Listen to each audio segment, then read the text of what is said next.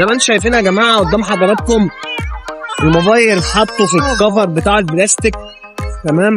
تنزل بيه البسين، تنزل بيه البحر، طبعا تحطه على كتفك، تمسكه في ايدك عشان ممكن تسيب موبايلك لا قدر الله ترجع تلاقيه اتسرق. زي ما انتم شايفين قدام حضراتكم اهوت، هنوريكم دلوقتي هو تحت الميه برضه شغال ازاي.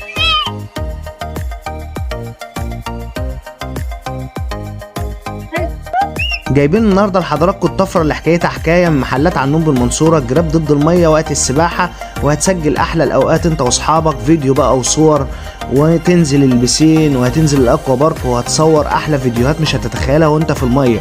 وكمان خايف على التليفون يتسرق وانت بتعوم في البحر، هتاخده معاك وتعلقه في رقبتك. زي ما انت شايف حطيناه في الميه وطلعناه، مفيش هوا، الموبايل شغال والتاتش شغال، مفيش اي مشاكل، وبيصور وفيديو وكل حاجه.